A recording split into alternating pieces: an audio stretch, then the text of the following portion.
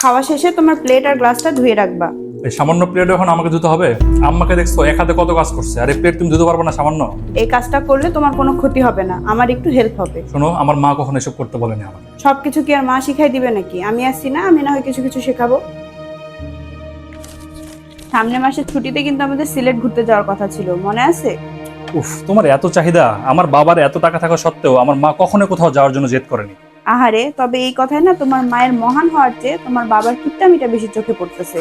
মানে সারা জীবনে তোমার বাবা মাকে একটা ট্রিপেও নিয়ে যায়নি, সেজন্য তুমি হয়তো অনেক কিছু শেখোনি। সমস্যা নাই, আমি শিখাই দিব। আমি একটা জবের জন্য অ্যাপ্লাই করছিলাম না, ওইটা হয়ে গেছে। এখন এই স্বামীর সংসার ছেড়ে তোমাকে আবার চাকরিও করতে হবে? তুমি খুশি হওনি? এখানে খুশি হওয়ার কি আছে?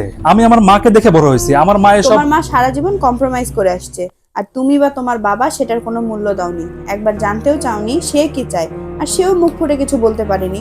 আমি ওরকম হতে পারবো না, আমি অবশ্যই সংসার সামলাবো, তবে এত কম্প্রোমাইজ করে নয়।